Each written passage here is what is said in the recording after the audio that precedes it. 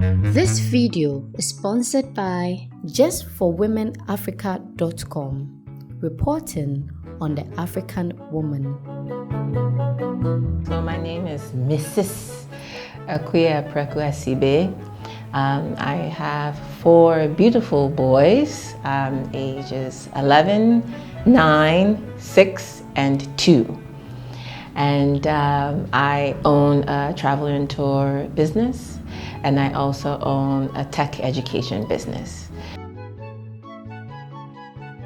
With my first son, I was completing my master's degree and working at the same time, and it was my first promotion,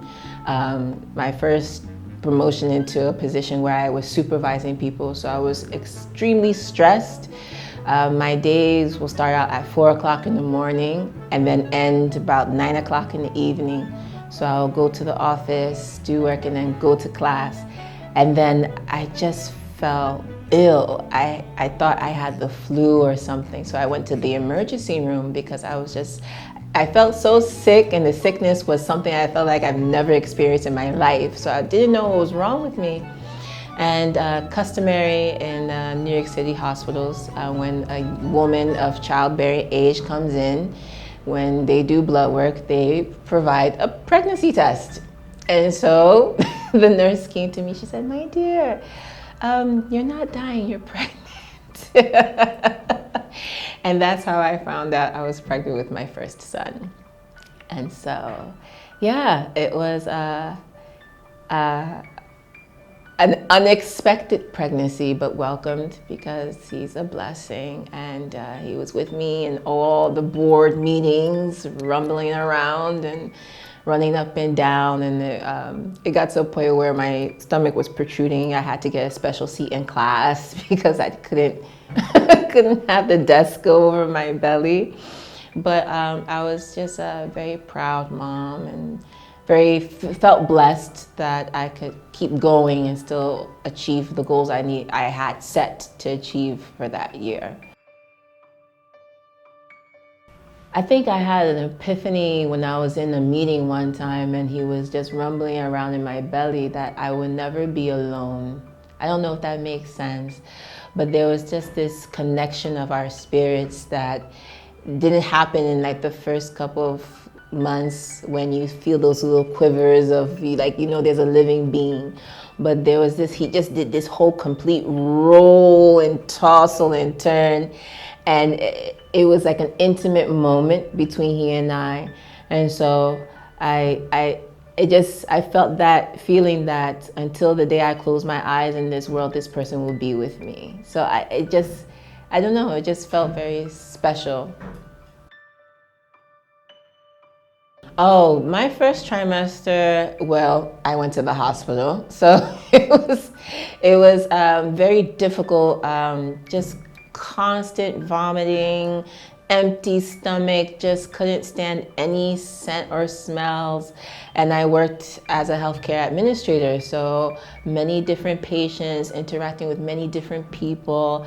I had a large staff, so it was very challenging, and it was a very competitive environment. So I had to stay on top of my game and at the same time not really succumb to some of the physical, implications of just me being pregnant. So I think for me, I really appreciate my mother, who is a huge, tremendous support for me. I think that's why I have 4 children. Just being that constant support, and my husband just being there. When you're a pregnant woman, people can't share the load, but what they can do is just help pave the road to make it a little smoother for you. On my delivery day, it's actually very funny. I love Agatha Christie, which is she writes like mystery novels, detective novels and stuff. And my father's a big BBC and British TV guy. So growing up, I watched all these mysteries, and I was just watching some of these mystery shows. And for some reason, I was just watching it back to back to back to back. I had been home for about a week. And so I knew that, baby was coming soon. And I fell asleep and I got up to go to the bathroom. And I thought, I need to go to the bathroom. And then right before I make it, my water broke. And I said, okay, everybody, we gotta go. And so everyone we rushed to the hospital. Unfortunately, the one person, because at that time I lived close to my family, my immediate family, and my younger sister, my brother, my mother, my dad, everyone tried to wake her up, but she was just so passed out and tired. And so everyone left her at home and everyone was in the hospital for delivery. And then she said she knew when she woke up and saw that no one was home. She knew that everyone was with me at the hospital. So it was a very funny experience looking back on it, because I had about a 4-hour delivery. Yeah, I had no chance to get any pain medication. I had no chance to get an epidural, nothing. And so, the men were downstairs taking care of all the documents and signing of papers, and my mom was with me with the nurse. And so, it's a middle-aged nurse, and she's taking my information, she's taking my vitals, and I said, I think I'm having the baby. And she said, yes, dear, this is your first. We're gonna be here for a while. And I said, no, I really think I'm having the baby. And so my mother was like, Mami, be quiet, just relax, just breathe, you'll be okay. And I'm like, Mommy, no, I have to go to the bathroom. So she said, okay, go. So I went to the bathroom, and I'm in the bathroom, and my mother comes in and she starts banging on the door, and she opens. I said, yes. She said, Mami, I'm sorry for all. And I said, what? She said, you're going to drop the baby in the toilet. Go and lay down. So she calls the nurse, because I guess her intuition was like, the way she felt like I said I need to use the bathroom, she's pushing, but she doesn't realize that that's what she said. And I didn't know that's what I was doing. And so the nurse examines me, and then the doctor comes running. And I'm just like, okay, the rest of the people who helped make this situation happen, they're not here yet. And the doctor said, no, we can't wait, I see hair. I was like, excuse me? So essentially, the baby was crowning, and I just had no idea. So we get into labor and delivery, and about 15 minutes later, wow. So I was lucky to have a quick delivery. I didn't really want it that way, but didn't want to drop my son in the toilet. But thank God for Mom.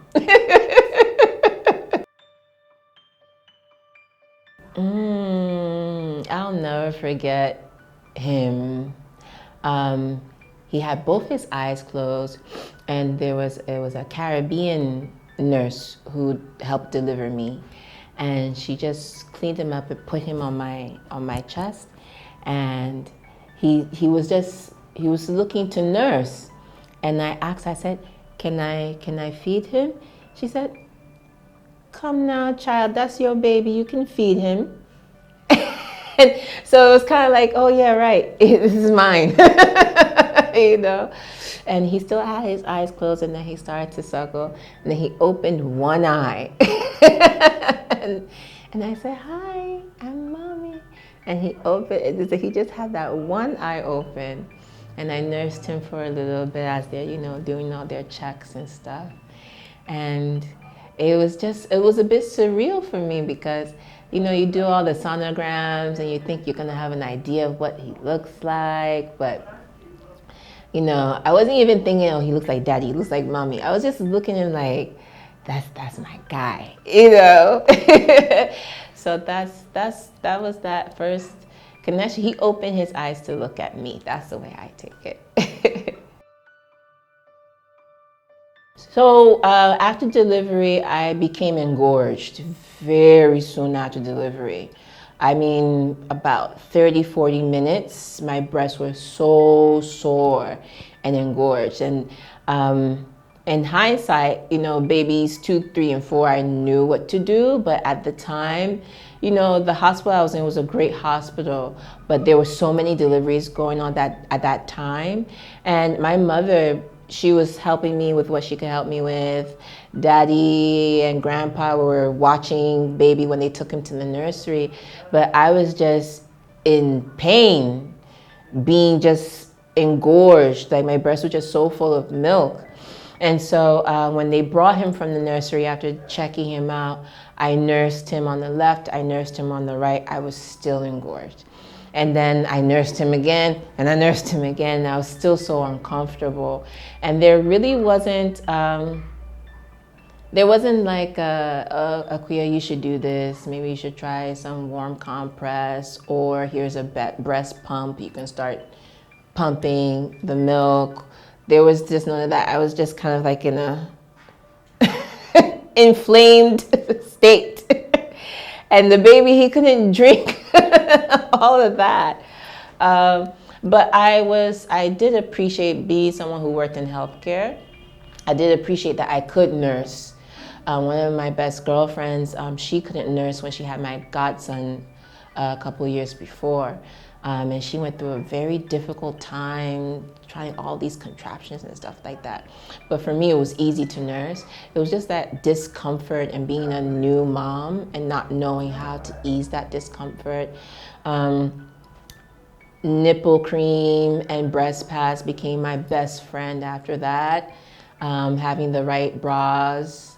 And so, yeah, that was my intro to nursing. You know, while we were in the hospital, like I said, I feel like, you know, my firstborn, he was my guy. We were a team, because even in the hospital, because he was circumcised, we spent an extra day. And I was one of those moms who was pushing him up and down the hallway in the bassinet, trying to move around a little bit. And I didn't have that like soreness and discomfort, and I really felt connected to him. And so when he would make I feel like we already had a rhythm going. So when we came home, we just continued the rhythm, and I had a lot of support. My mom came and stayed with us, and so I was just fed, and I was able to just really focus on him. My biggest concern was having to go back to work. What would that look like?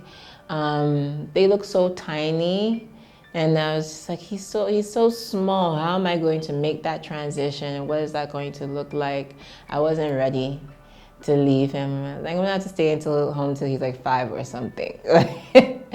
But yeah, it was coming home. He was like my handbag. He was always with me. I tried to, as the books say, lay him in his bassinet, and there wasn't that. I don't know if they are lying in the books, because all my children, I never seen a child who just sleeps in the bassinet, you know. And my mom's like, oh, you know, because he's a nursing baby, you know, that's why.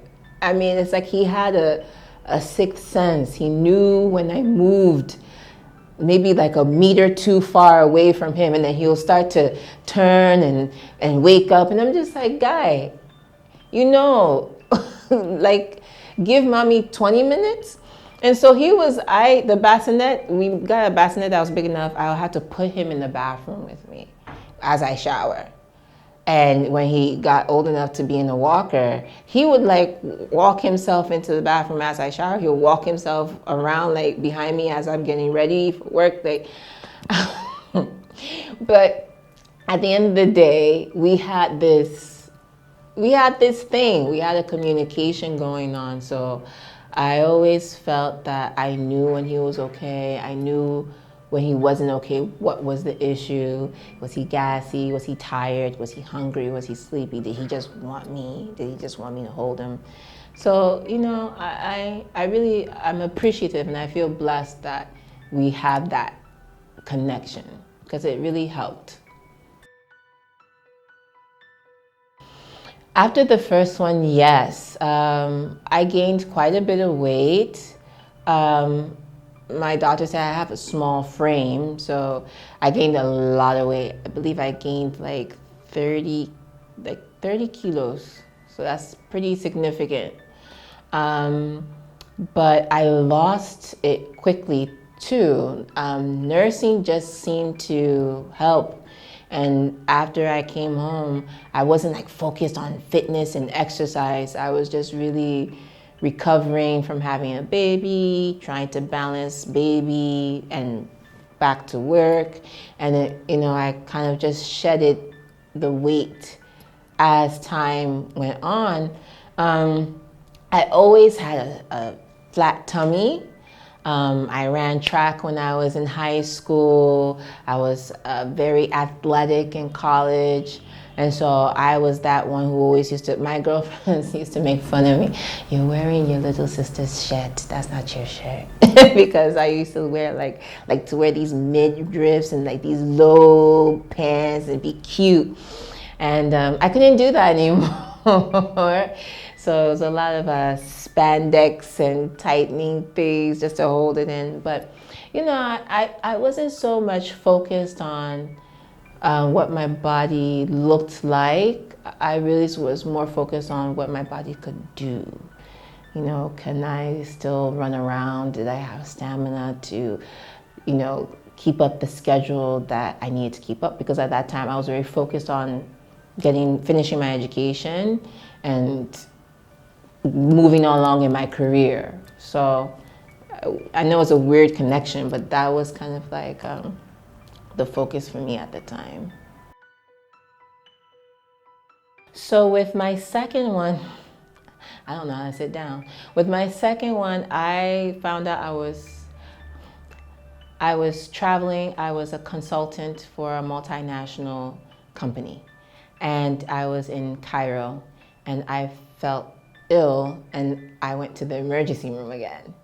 And then this time I was just like, I know I'm not pregnant, right? And the physician examined me, and my facilitator, who would translate in Arabic, said, he thinks you may be pregnant. So I was just like, I can't be pregnant. Like, no, I can't be pregnant. But I was pregnant. This time I was just running around all the time and just very energetic, because at that time I had a 2-year-old, right? And so it was exciting. But as I got closer to the end of the pregnancy, I started to feel, I really don't know how to articulate it, but how am I going to love the two at this, like, the way I love this one? Like, am I gonna put this one aside? Am I gonna have to tag in, tag out? I love you, I love you. I didn't know what that was going to look like. And, my firstborn at that time, he was just kind of like, he'll rub my belly, but you could tell he was young. He didn't really get what was going on. And so I was really struggling with that as I got closer and closer to delivery. Delivery for my second was very similar to my first. Woke up in the morning. I was like, my water didn't break, but I felt the contractions. And I said, honey, he was asleep in the bed with the first one. He was like, oh, I was like, honey, get the bag. I'm having the baby. Okay. I get into the shower, have like 3 contractions. And I'm just like, honey, I'll wait for you in the car. And he's like, okay. Okay, she's not playing. So we get to the hospital. At this time, we had moved to a different city. And so same thing, and they're still, don't rush. And he's saying to her, the woman, my wife, she's different too. The baby is there. The baby is there. And about 3 hours later, I delivered my second son. So the third one, third pregnancy, same thing. Actually with him, I wasn't surprised. Kind of knew I was expecting with him. It was exciting. We were in a bigger home, so it was as if we were, like, I was nesting more. So, sorry, honey, I spent a lot of money on baby clothes for no reason, even though he is his older brothers, we still had clothes basket. But he needs to have his own take-home outfit, and he needs to have his own blanket, and he needs to have his own, his matching car seat with his matching trolley. Like, he can't use the other ones. We donate that one. So my husband's like, what's going on? What's wrong with this woman? But with his delivery, we had an all-female delivery team. My nurse was a woman, my doctors were women, the pediatrician nurses were women, it was all women. And my husband was the only guy in the room. And, I'm getting ready to push, and he's like, with his head all in the way, like, come on, honey. And the nurse, they all just standing there like, sir, can you please step aside so we can do our job? And he's like, oh, I'm sorry. And it was a quick delivery. And this time around, things had changed in medicine. So he didn't go to the nursery. He stayed with me the whole time. He was never out of my sight. The only time he was out of my sight when he went to be circumcised, and his father went with him. And with the last baby, he's a bit farther in between in time. So for my third one, unfortunately, I had a pretty bad car accident that messed up my back.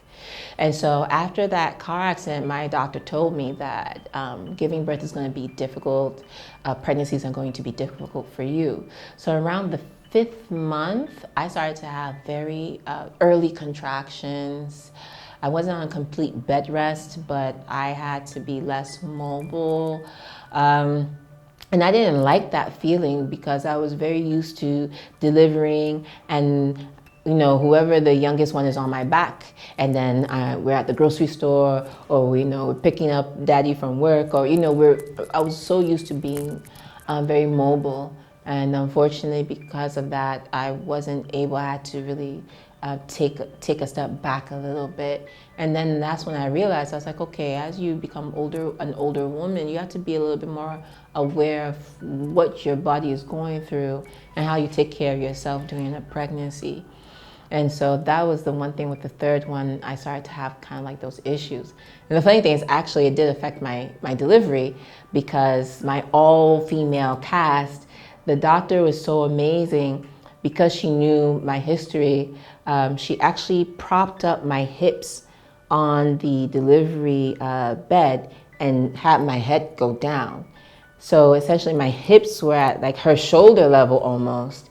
And my husband sits me up. So just from that motion of sitting me up, it mimics a push when you contract your muscles to come up.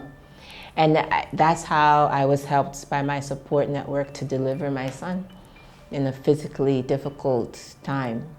With my last baby, he was an interesting delivery. I was nervous. For some reason, you feel like you're a pro, but then you're like, wait a second. Could this be that one pregnancy, that one time I'll have to go for a cesarean, or that one time the baby is stuck, or it's like rolling the dice. Like, I've been too lucky every time. I didn't have to have an episiotomy. I didn't have to get cut. I didn't tear. You start thinking of all the stories you've heard about what could go wrong. And I was sitting in like my own purgatory. So I essentially was like scared to push. And it's the same thing, quick delivery. I was into like the 2nd or 3rd hour. And then my doctor, she looked at me straight in the face. She said, Akua, you have to get this baby out, because I believe his heart rate started to slow. So she said, you have to get him out. You have to get him out now. You have to push. So I kind of got screamed into pushing, delivering the last one. And I remember my husband, he was so used to just being in the back. He was like, oh, she got this one. So literally he was sitting down in the chair and I'm pushing. And he's like, honey, my feet are cold. Where are my socks? Like he packed his socks in my delivery bag. And literally all the people in the room stopped to look at him like, did you just ask her where your socks are? And I said, forgive him, he's in shock. He has 3 boys at home. He's going to add a 4th. He's probably calculating school fees. So give him a minute.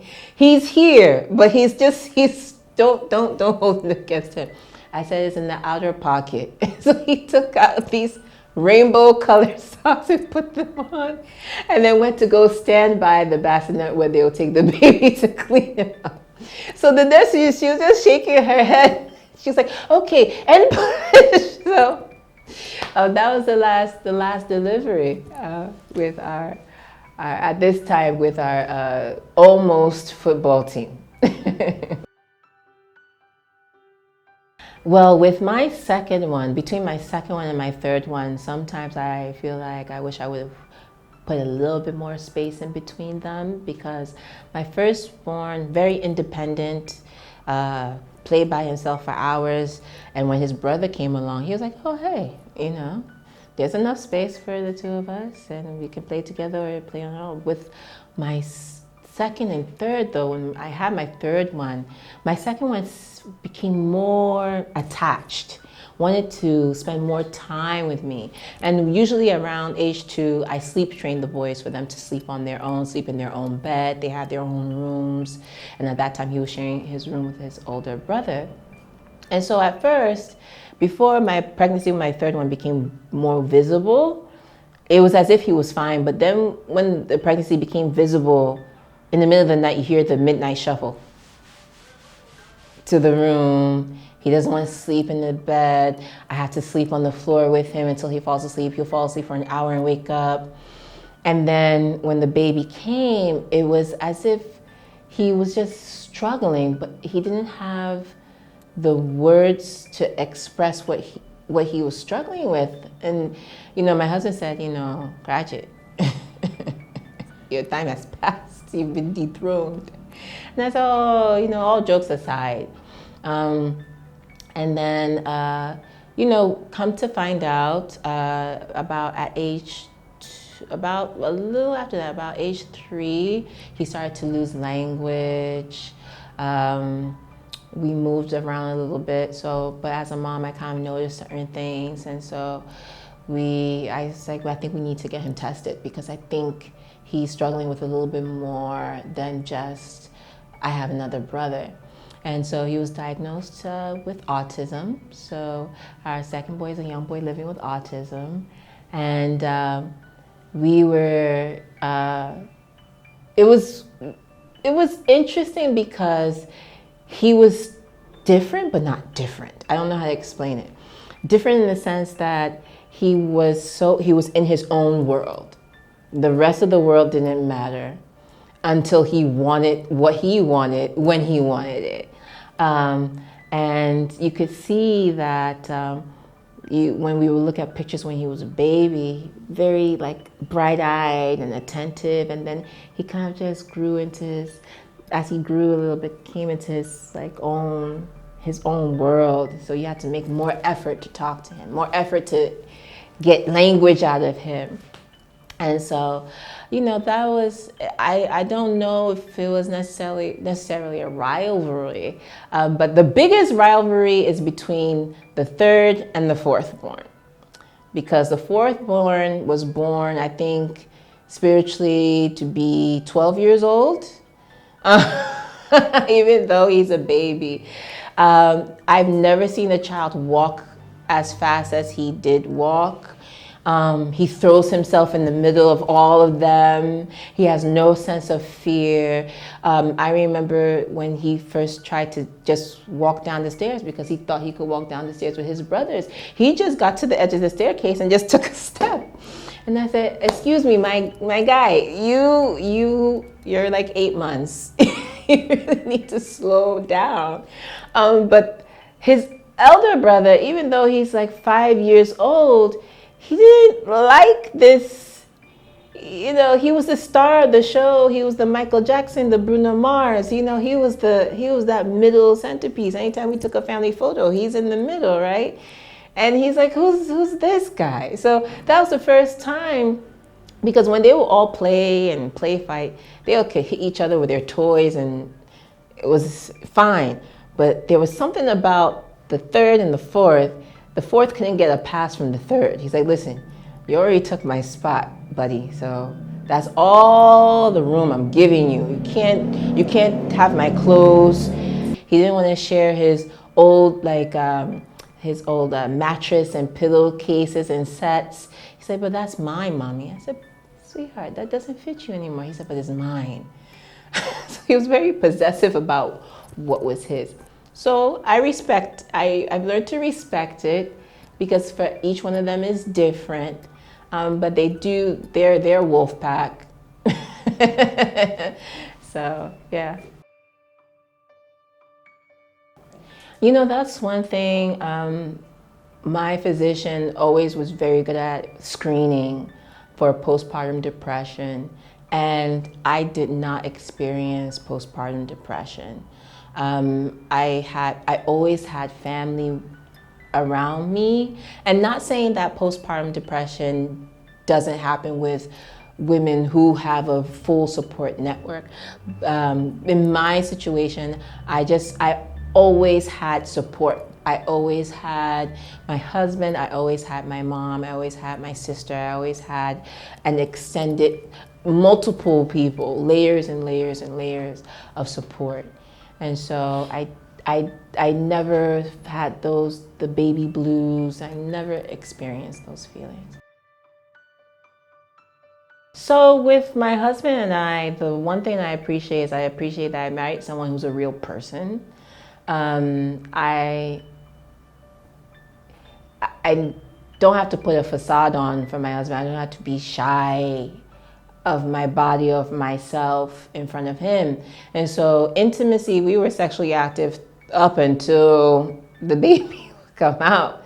And I appreciated that level of intimacy, and I think it reinforced a positive image of myself as a woman, because I think sometimes when women are pregnant, it's like either you become Mother Teresa, or you get put in like a box, like you can't be touched, you're an incubator, like you're not a being who has feelings. And so I really appreciate exploring our love as a married couple in those times. Those are special times of intimacy. There were times where it's kind of like, I don't want you to touch me. Yeah, there's someone else already over there. You don't have to join the party. We're good. And so there were some pregnancies where my sexual drive would just tank, and some parts of the pregnancy, I'm like, hey, and he's like, oh, yes. And so, but I do appreciate I married someone who was in it for all of that, and took all of that in stride. After pregnancy, because of the many children we had, there was usually like a bet going around. All our friends were like, you guys are gonna be the ones to have 2 babies in 1 year, because we're a very close couple, and so we're careful, and we respect and take the doctor's recommendations. But intimacy and pregnancy and delivery it wasn't compartmentalized. It was something that we were experiencing together. With my first boy, my first baby, when I went to get the sonogram, I knew it was a boy because I saw his little thing like this. I knew he was a boy. With our second son, another boy. Great. With our third son, another boy. And I was just like, I need to have a girl. And so we thought after the third boy, my husband was like, oh, we're done. He was done. I wasn't done. He was done. And I was like, we're gonna try for a girl. And he was telling the family, I don't know what's wrong with her. You know, once we got past 2 years and 3 years out of having a child, he was like, okay, we're done. But then when we became pregnant with the last baby, I was like, God has given me my girl. My mother was buying beads. She was buying everything in yellow and pink. She was buying ribbons. So when I went for the sonogram, because the first one we couldn't see. So then the doctor's like, okay, we'll try and look for the next one. And literally when the screen, like when they turned on the screen, I was laying there and I was just like, I love my children. I love all my children. And because the staff at the sonogram office, they knew, the lady, she was like, okay, let's look at the heart and make sure the fingers and toes and everything are okay, and then we'll go over the sex. And I said, my dear, look, I have eyes, I know what's going on, but you do what you feel you have to do first. She's like, I'm sorry. And so when the doctor came in to check all the anatomy and make sure what the sonogram is for, to make sure the baby doesn't have a hole in his heart or has a functioning brain, he said, so we'll see you 2020, 2021 for the girl? I was like, thanks, Doc. We'll see.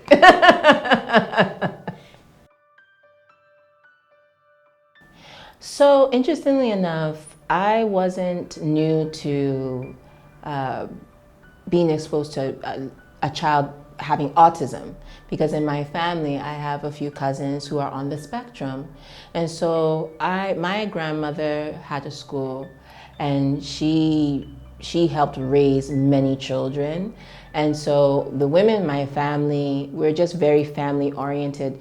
We're the people that you come to our house and we kill you with food, because I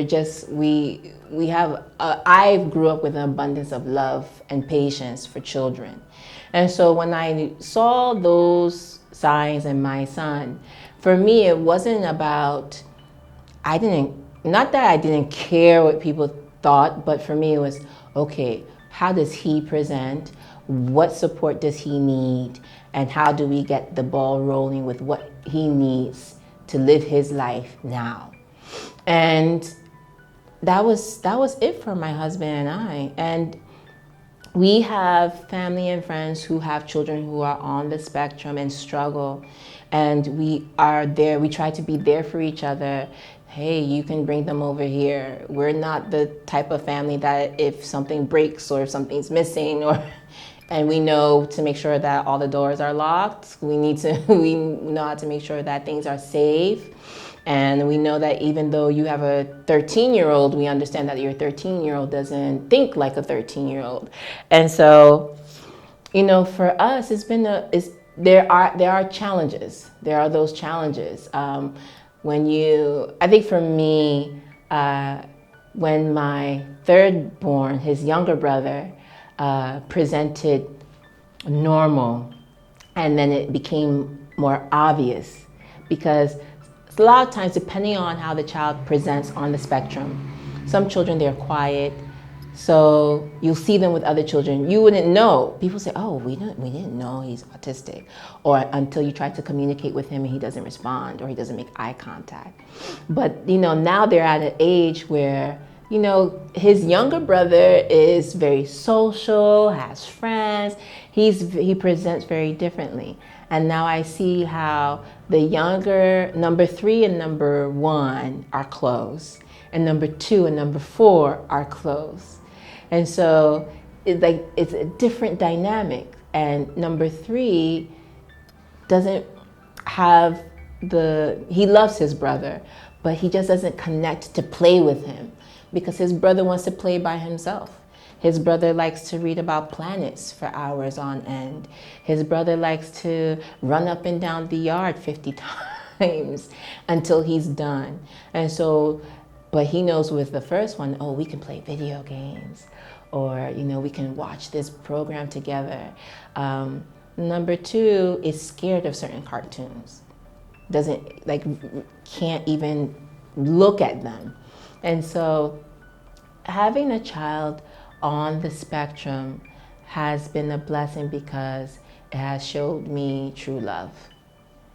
For their birthday, we pray for them, and then we ask them to pray for themselves. And he's finally got language, and so he was praying. I said, my dear, what do you pray for? And he was quiet for about 15, 20 seconds. I was like, okay, he's praying. I said, and then he said, Mommy, mercy, mercy. And I said, I hear you.